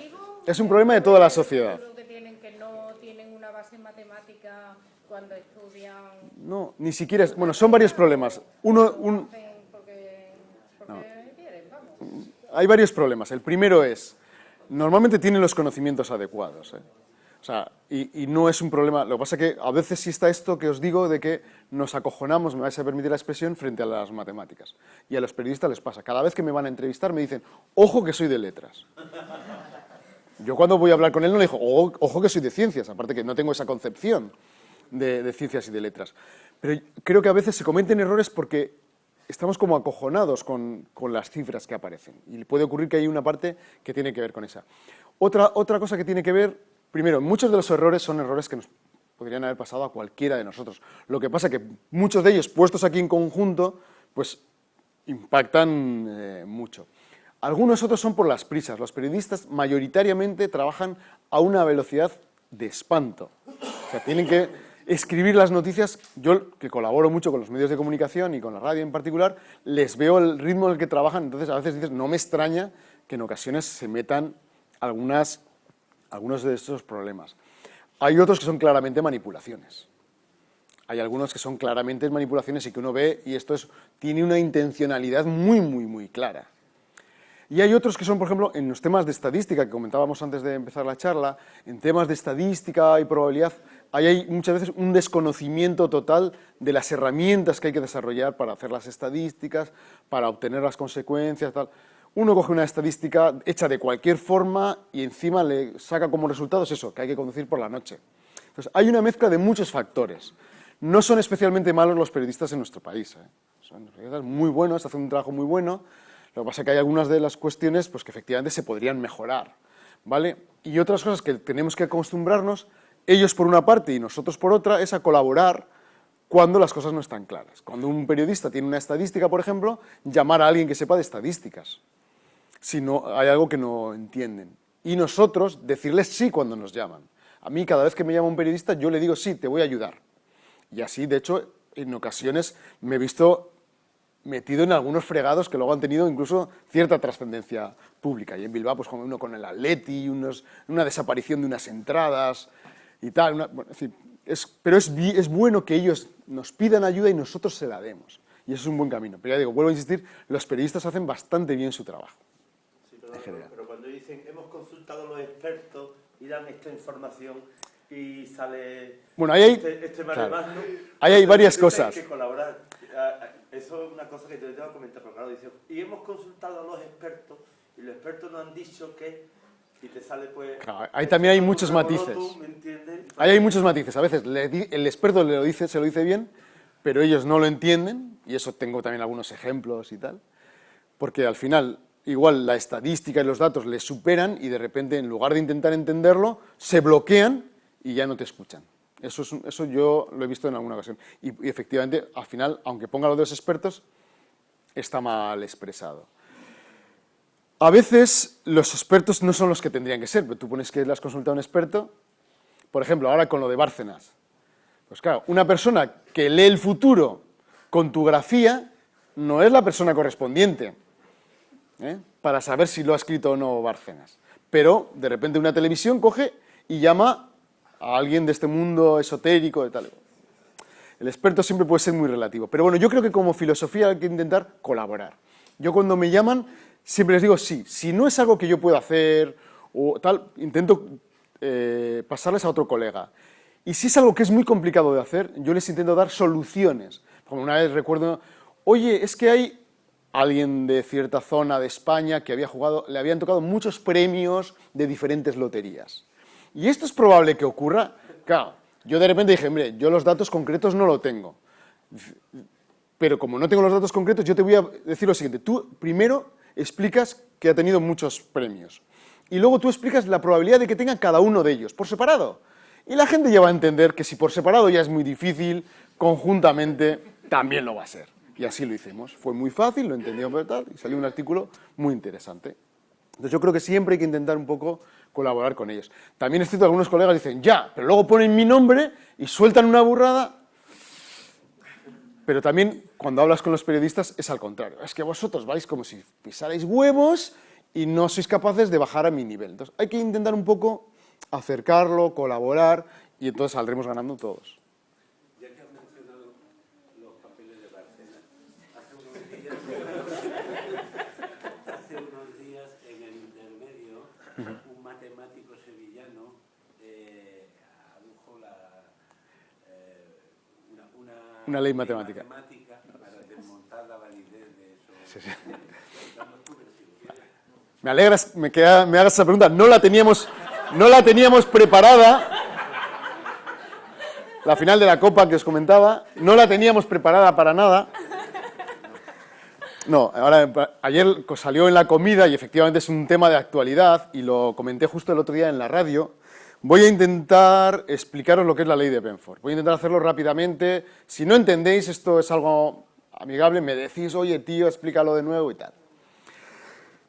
Voy a intentar explicar lo siguiente. Nos vamos a fijar en el primer dígito de los números, ¿vale? El 1347 empieza por 1, el 3740 por 3. Entonces me voy a intentar fijar en esos números. Si nosotros metemos en un bombo, por ejemplo, el de la lotería, todos los números que aparecen en la lotería, que son 99.999, pues si yo saco al azar, la probabilidad de que el número empiece por 1, empiece por 2, por 3, 4, 5, 6, 7, 8 y 9, es la misma. Todos los números tienen la misma probabilidad de que empiecen por el número, ¿sí? Está sacado al azar, no hay unos números más bonitos que otros, por lo tanto todos tienen la misma probabilidad, luego todos tienen la probabilidad que es 1/9. Vale. Entonces hasta ahí vamos bien. ¿Qué más cosas? Entonces uno esperaría, por ejemplo, si que cogemos todas las estadísticas de fútbol, mejor, todos los datos económicos de la bolsa de todo un año en España, por la cantidad de números que aparecen que empiezan por 1, por 2, 3, 4, 5, 6, 7, hasta 9, uno tiene la intuición de que efectivamente también debiera ser la misma. ¿Vale? La cantidad de números que empiezan por 1, por 2, por 3, por 4, por 5, hasta 9, debiera de ser la misma. Esto es lo que nos dice la intuición, pero las matemáticas no dicen eso, aunque parezca sorprendente. Y os voy a intentar explicar. Simon Newcomb, que aparece por allí mencionado, este era un astrónomo que hacia el año 1880 más o menos estaba trabajando en una universidad y estaba, bueno, antiguamente, ahora todo se hace por internet, pero antes había pues el libro de logaritmos. Yo tengo algún libro de logaritmos del año 1800 y pico, por cierto. Y él se dio cuenta, al abrirlo, iba a consultar un dato y se dio cuenta que las hojas que correspondían a números que empezaban por 1, 2 y 3 estaban más desgastadas que las hojas que correspondían a números que empezaban por 7, 8 y 9. Eso quería decir que los científicos consultaban más las primeras hojas. Y digo, uy, qué cosa más raras. En principio, si los números empiezan en la misma proporción, pues debieran mirar todos y por lo tanto estar desgastadas igualmente todas. Entonces él empezó a darle vueltas y empezó a coger datos numéricos, pues eso, datos económicos, estadísticas y tal, y empezó a intentar ver el porcentaje de números que empezaban por 1, por 2, por 3, por 4, tal.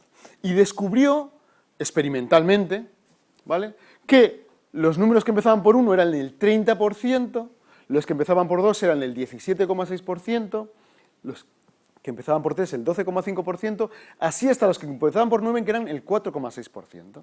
Es decir, que cuando cogemos listados de datos, por ejemplo, económicos, o datos que, o imaginar, cogemos un periódico y cogemos todos los datos numéricos que han sido publicados durante un año, pues más o menos seguían esas probabilidades, ¿vale?, de primer número. Bueno, esto es Simon Newcomb, fue algo experimental. En los años 30, creo recordar, eso ya no lo he puesto tal, el tal Benford, que era un físico, y de forma independiente se dio cuenta también. Y este hizo 20.000 listados de números para ver de estadísticas de béisbol, cotizaciones de la bolsa, los números que aparecían en el Reader Digest, una serie de números. Y se dio cuenta también, de forma experimental, de que se seguía esos porcentajes que se llama, es una ley de probabilidad logarítmica, ¿veis? Hay una fórmula, da igual la fórmula, pero explica todo eso. Y se dieron cuenta también que era eso. Pero no se demostró nunca. De hecho, la buena ley de Benford se ha demostrado hace no mucho, en 1996. ¿Vale? Lo que estaba claro es que eso es esencialmente lo que nos venía a decir es que los listados de unos ciertos números, ya os digo, como estadísticas, datos numéricos, etcétera, etcétera, aparecían en ese porcentaje. No todas las listas lo cumplen. Por ejemplo, si cogemos los números de teléfono de Málaga, todos empiezan por 9. Por lo tanto, no se va a verificar. Y hay cosas que hacen que no se cumplan. Luego la ley matemática ha demostrado cómo se puede superar eso, pero hay veces que hay que tener un poco de cuidado con qué tipo de listados se hacen, ¿vale? Entonces, ¿qué hizo este matemático sevillano? Cogió 84 datos numéricos de los papeles de Bárcenas y vio el porcentaje. Y vio que el porcentaje no se ajustaba a la ley de Benford. Os he de decir que la ley de Benford, por ejemplo, se ha utilizado en Estados Unidos para pillar a defraudadores. A veces alguien coge y en lugar de gastarse un dinero en un negocio, se lo queda y luego hace movimientos ficticios. Os suena, ¿no?, de últimamente aquí. Hace movimientos ficticios. Claro, cuando esos movimientos son ficticios, la persona va eligiendo las cifras. Por lo tanto, no son fruto, digamos, de un devenir donde no ha intervenido la mano, ni tampoco son al azar, son elegidas por esas personas. Y esas personas no tienen en cuenta la ley de Benford. Y así han pillado a mucha gente defraudando, porque los números no verifican la ley de Benford. ¿Me seguís? ¿Sí? Vale. Pues entonces este matemático venía a decir, pues vamos a utilizar ese mismo argumento que ha pillado a gente defraudando para ver si son reales o no los números de este hombre. Y como vio que no se correspondían, dijo, la ley de Benford dice que son falsos, que es mentira que estos sean unos buenos números porque no verifican la ley de Benford. Eso es un poco lo que decía este matemático. La segunda vuelta ¿es cierto lo que dice este matemático? ¿Podemos utilizar la ley de Benford para decir que son falsos? Pues la respuesta es no. Y voy a intentar explicaros por qué. La primera cuestión es que necesitamos una cantidad suficiente de números. Y 84 no es una cantidad suficiente de números. Punto primero. ¿Vale? Esto es como si tenemos una moneda, de media sale el 50% cara y cruz, pero si tenemos 10 veces nos pueden salir 40-60 o 30-70. ¿De acuerdo? Por lo tanto, necesitamos muchas tiradas para que sea, y 84 no lo son. Luego, para empezar, ya falla. El argumento falla porque no son una cantidad suficiente. En Synthetia, creo recordar, que es una página web, cogieron los 664 datos numéricos de Bárcenas que están en la página del País e intentaron aplicar la ley de Benford a esos 664. 664 tampoco es que sean muchos números, pero ya son más que 84. Y al intentar aplicar la ley de Benford se ajustaba bastante, bueno, salvo algunas diferencias, entre ellas que había muchos seises. Y entonces la persona que hace esto se planteaba, como nos planteábamos muchos, bueno, luego os voy a decir por qué hubiera fallado de todas formas, pero bueno, voy a hacer un poco porque merece la pena. Se mezclaban datos en pesetas y en euros. Entonces, todos los pagos que empezaban por 1000 10.000, 100.000, 1.000.000, se pasaban a seises. Y de repente los seises se habían disparado. Entonces, ese era el motivo. Entonces, ¿qué hizo esta persona? Pasó todo a euros. Y de nuevo se verificaba bastante bien la ley de Benford, salvo el 2 que aparecía mucho. Claro, uno dice, no se verifica la ley de Benford. Y el matemático sevillano puede que tenga razón. No, ¿por qué? Os voy a explicar por qué. Porque cuando elegimos, como en el caso de los listines telefónicos, o otros, cuando elegimos, por ejemplo, nosotros los datos, o tenemos pagos mensuales, eso distorsiona la realidad. Imaginaros que yo cojo mi libreta y cada vez que saco dinero, saco 90 euros. Y saco dinero muy a menudo, ¿vale? Suponer que mi sueldo, voy a decir que es 900 euros porque 9.000 sería impensable. Entonces, si hay pagos que son periódicos, las primeras cantidades, la primera cifra de esos datos que son periódicos, aparecen mucho. Y por lo tanto, la ley de Benford hay que tenerla no en esa versión que os he contado yo, sino en la realmente matemática, pero no os voy a explicar eso. Pero quiero decir que cada vez que hay algo que, digamos, de forma artificial, una persona decide unas cantidades que aparecen periódicamente, eso distorsiona la ley de Benford y no se puede utilizar. Y en este caso, ¿por qué aparecen muchos doses? Porque, si os habéis fijado, los que supuestamente los datos numéricos que se asocian pues, con los políticos más mencionados, siempre empiezan por 2. ¿Vale? Todos esos datos numéricos empiezan por 2. Lo que cobraba nuestro presidente actual, Mayor Oreja, la portavoz, todas las que han ido saliendo, esos pagos que les daban mensuales, casualmente empezaban por 2. Y como es esto que os digo, que se repite mucho, pues el 2 está disparado. ¿De acuerdo? Entonces, la ley de Benford sí es correcta, pero hay que utilizarla bien utilizada. Y no está, digamos, bien aplicada en este caso. ¿De acuerdo? No sé si lo tenéis claro o... Bueno, pues bueno, no sé si queréis alguna pregunta más o damos por concluida... Pero de otra forma, seguramente. No sé si... Es un segundo. No, si sabes algo sobre el tema de las estadísticas de parados. De parados, de la EPA o de los directamente en paro. Porque hubo un catedrático de, creo que de una universidad como Zaragoza, creo que era, que hablaba que cuando se computaban los licenciados o el personal con titulación superior como jóvenes que estaban en paro y que no estudiaban, había ahí algún tipo de desajuste con la estadística europea que tomaba en cuenta otra serie de parámetros. No sé si sabes algo, yo no recuerdo. No sé nada, pero sí sé, en España hubo un cambio de forma de medir. Y entonces, eso es otro de los problemas. Para empezar, independientemente de los datos, si los vas a comparar luego con Europa, tienen que estar bajo las mismas bases.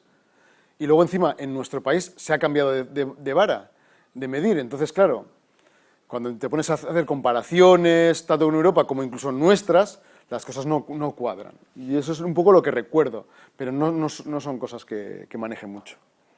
Mira, lo que te quería decir es que lo mismo que en los libros se pone en la bibliografía que se ha consultado, algunas veces en los temas estadísticos, en alguna noticia, he visto alguna reseña a la fuente estadística de la que se han cogido los datos, pero no es lo habitual. No es lo habitual. De hecho, yo justo es un ejemplo que he quitado, mira, no me he dado cuenta esta vez, porque lo quito y lo pongo, de una estadística muy sencilla. Entonces, claro, las estadísticas cuando se hacen tienen un margen de error. Y el margen de error depende de la cantidad de personas a las que se le ha hecho la estadística. Y eso es un dato que se puede medir matemáticamente y te lo da. Si te sale pues el 50%, hay un margen de más menos tanto que se calcula con el número de personas que han sido entrevistadas, suponiendo que la elección de las personas entrevistadas se hace aleatoriamente y bien hecho, cosa que tampoco es siempre cierto. Pero ese dato efectivamente nunca sale. Entonces hay estadísticas que te las venden donde la diferencia entre las diferentes posibilidades, si le metes el error, acaban coincidiendo. Pero eso muchas veces no se dice. La mayoría de las veces no se dice. Entonces tú dices, este tiene mejor. No tiene mejor, pero si tú les metes el margen de error, están empatados. Y no suele ser habitual que te digan eso, las personas, con qué tipo de con el muestreo es muy importante, cómo se han elegido a esas personas, todo eso es muy importante.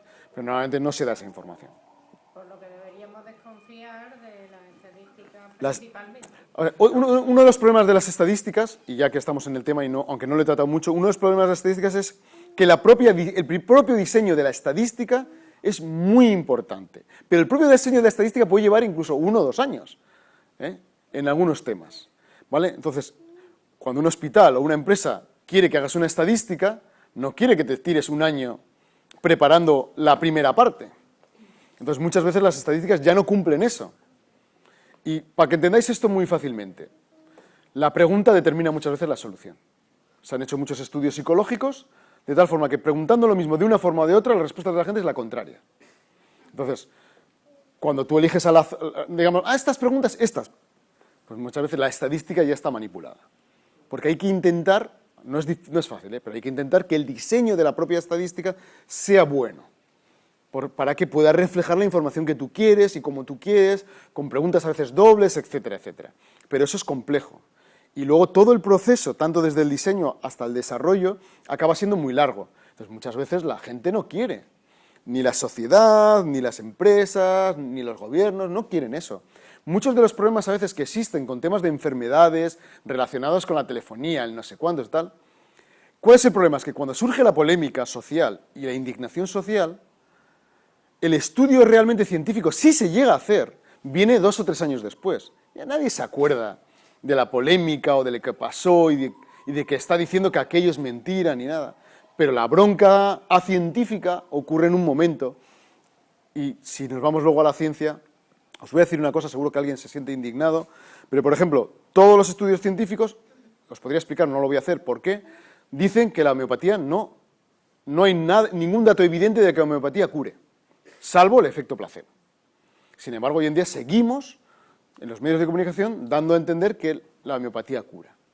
Y hay supuestamente estudios científicos, pero no. Si uno se va a las revistas científicas, digamos, médicas, etcétera, etcétera, no hay ningún dato que corrobore que la homeopatía tiene un efecto curativo más allá del efecto placebo. Sin embargo, efectivamente sale mucho, se dice, tal, pero es decir, es muy difícil. Cuando se hacen estudios son siempre a muy largo plazo, es muy complicado. El problema es que a veces, en temas incluso de esoterismo y de otros temas, el problema es que la ciencia necesita mucho tiempo para hacer las cosas bien hechas. Pero claro, la sociedad tendría que esperar, pero no se espera, obviamente. Lo que se quiere es algo impactante, inicial, que funcione, y la ciencia necesita, para hacer bien las cosas, necesita un tiempo. Y el problema es que a veces el tiempo que necesita la ciencia, primero, el plantearte hacerlo. Por ejemplo, no sé si conocéis el caso de los códigos de la Biblia.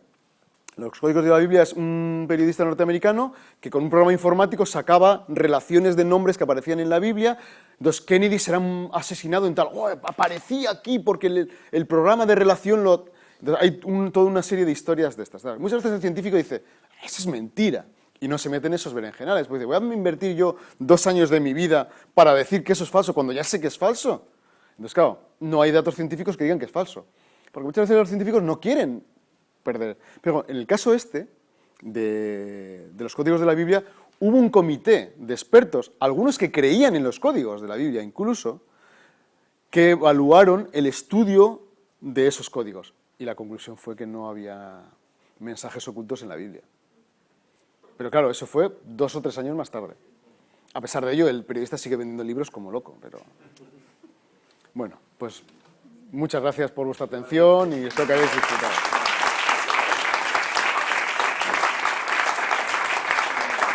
Claro. Ya sabes que pues muchas gracias. la conferencia aquí, Hombre, como castigo el rodillo antigravitatorio. Ya no lo sabía, pero vamos, me encanta. Bueno, pues muchas gracias. Es un regalo es precioso. y exclusivo, que eso lo tenemos los que han dado una conferencia aquí. Así que ya forma parte Genial, del club. genial. Muchas gracias. Muchas gracias a vosotros. Muchas gracias a todos. Ha sido un placer, Ha sido un placer. Fantástico, la divertido.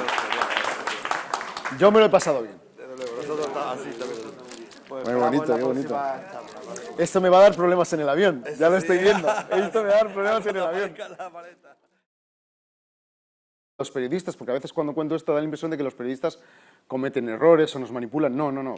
También nos sirve para ver cómo somos nosotros. ¿Vale? Y en ese sentido, y en relación con lo anterior, nuestra relación a veces con las matemáticas es muy curiosa, porque los conocimientos matemáticos necesarios muchas veces para entender las noticias o para escribirlas los periodistas los tenemos, pero tenemos tal miedo a las matemáticas que nos quedamos un poco como parados, ¿no? Y me gusta contar una anécdota, tiene que ver con la radio. En cierta ocasión yo planteé a un grupo de personas un problema de estos de la vida cotidiana, una comida donde nos hemos juntado una serie de gente, cada uno aportaba unas cosas y luego había que pagar al final. ¿Cuánto tenía que pagar cada uno? Todo el mundo, más o menos, en esos temas pues se defiende y todo el mundo resolvió el problema.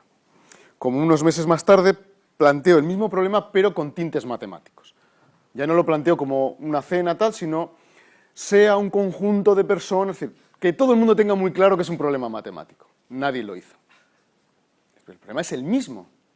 Entonces, ¿vale? El problema es que a veces los conocimientos sí los tenemos que ser capaces de no tener miedo a ser matemáticamente activos, porque realmente, ya os digo, en el fondo somos capaces y tenemos todos esos conocimientos dentro de nosotros. Pero bueno, los medios de comunicación, como decía, nos ayudan un poco a ver eso, a ver en qué fallamos, cuál es nuestro comportamiento o qué imagen tenemos de los matemáticos y matemáticas, que os podéis imaginar cuál es, ¿no? Pero hemos venido aquí a hablar más bien, o dar un pequeño paseo por las matemáticas. Entonces, en lugar de esto, vamos a ir directamente al grano. Uno de los primeros, bueno, decía, vamos a ver errores que aparecen en los medios de comunicación y a veces quizás manipulaciones, aunque todos sabemos que los medios de comunicación no manipulan nunca, ¿de acuerdo? Todos somos conscientes, ¿no? No hay manipulación en los medios de comunicación. No sé. Anterior huelga general, no la última, que pasó lo mismo, la anterior. ¿Vale? Intereconomía, fracaso sindical y del PSOE. El seguimiento es inferior a la huelga contra Zapatero. En la foto hay 2 personas. En el de abajo no lo veis bien. No sé si se puede quitar igual esta para que lo veáis mejor. Dice, cientos de miles de manifestantes contestan la reforma de toda España. Y se ve todo un mogollón de gente en la manifestación. Son 2 fotos del mismo evento. Bueno, no sé si habría manipulación o no. Bueno, uno de los primeros problemas que tenemos es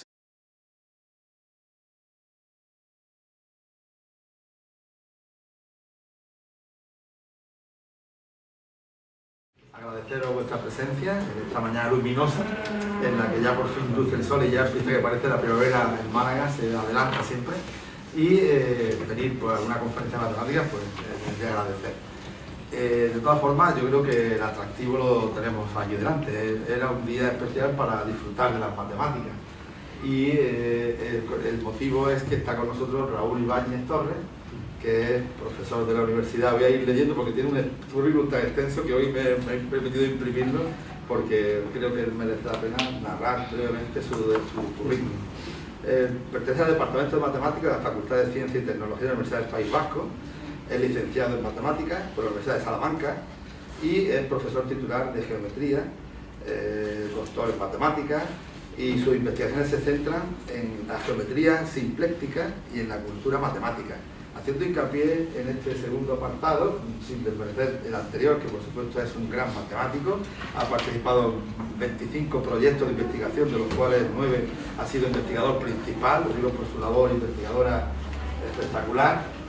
Pero el aspecto divulgador, que ya sabéis que es un poco el motivo de ser del principio, pues nos ha hecho traerlo a Málaga, traerlo del País Vasco para acá, por un vuelo un poco complicado para poder estar con nosotros un día casi. Le agradecemos su esfuerzo por estar con nosotros a estas horas y poder dar esta charla. Sé que el vuelo tiene que hacer con escala y demás, pero bueno, no ha ido esa comunicación directa tan fluida como querríamos. Pero como os digo, su importancia como labor, como divulgador de las matemáticas es evidente. Lo primero que os pido es que entréis a un portal que se llama Divulgamat. Divulgamat es un portal, yo he entrado en varias ocasiones y luego cada vez que entro me lo paso. Tenéis una cantidad de juegos, de recursos, de artículos, de efemérides, un portal de matemáticas excepcional. Os invito a que pongáis en vuestro Google, en vuestro buscador habitual, la palabra Divulgamat y veréis la labor de Raúl. y de otros compañeros que también colaboran. En fin, es vicepresidente, no sé cuántos títulos más que me los salto, porque los muchísimos cargos que ha desempeñado. Porque si luego no os gusta, pues ya la hemos liado, ¿no? Bueno, estoy encantado de estar en Málaga, ha sido un placer por muchos motivos y bueno, espero seguir pudiendo venir en más ocasiones. Mi objetivo fundamental es que nos lo pasemos bien, ¿vale? Si nos lo pasamos bien, yo creo que es un poco suficiente. Y en particular yo espero pasármelo bien, ¿vale? Porque si yo me lo paso bien, quiero decir que bueno, algo habremos hecho bien en el camino. Pero bueno, vamos a ver un poco qué pasa. Como comentaba, vamos a hacer un pequeño paseo matemático por los medios de comunicación. Ese es un poco el objetivo. Bueno, pues hoy en día hay muchos medios de comunicación. De hecho, estamos saturados de información. Tenemos tanta información que a veces el problema es que ya no accedemos a la información porque hay demasiada, ¿vale? Es un poco lo que ocurre. Tenemos los clásicos periódicos, tenemos las radios, las televisiones, buscadores en internet, blogs, publicaciones online. Bueno, realmente hay una gran cantidad de medios a través de los cuales podemos tener información, lo cual hace que la información sea más asequible, pero hay tanta que también es difícil porque tenemos que andar seleccionando y viendo un poco cómo acercarnos a ella. ¿Pero qué tiene que ver las matemáticas con los medios de comunicación? Pues a mí me interesa fundamentalmente porque los periodistas, muchas de las herramientas que utilizan son matemáticas.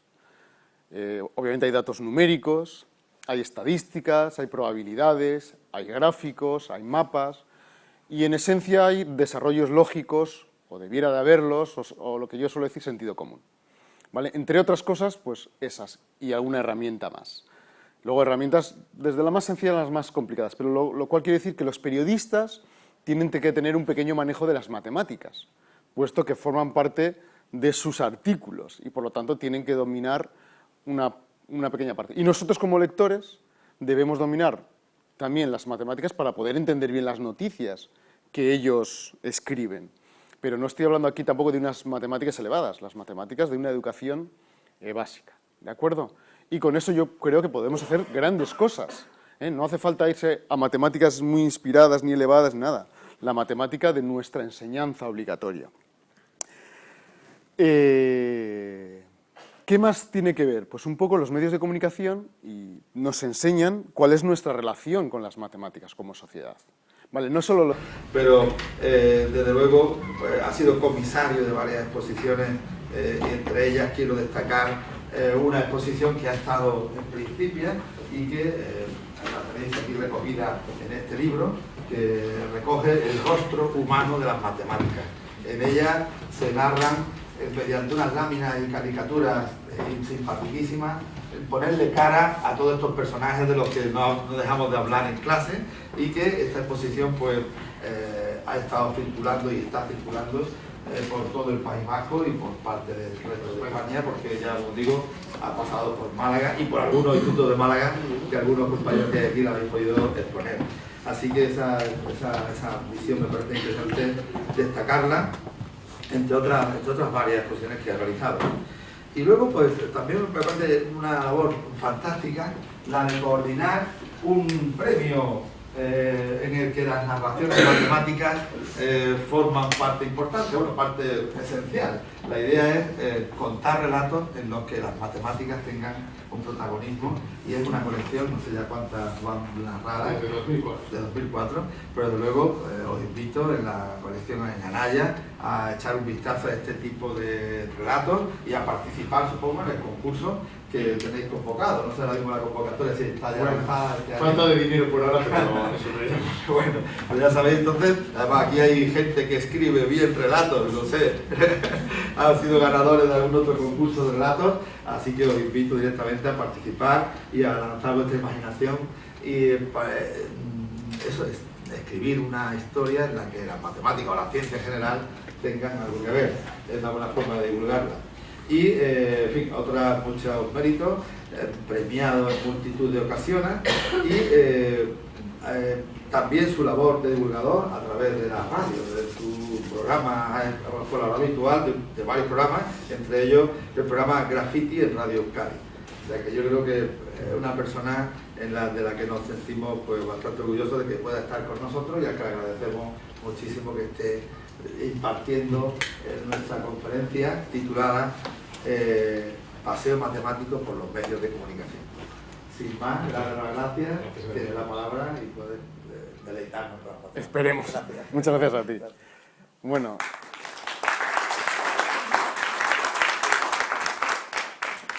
No se pueden decir esas cosas porque luego a uno le presionan para intentar hacerlo bien. O al menos que yo tengo, es que a veces no somos conscientes del significado de los grandes números. A mí en particular me pasa con los datos económicos.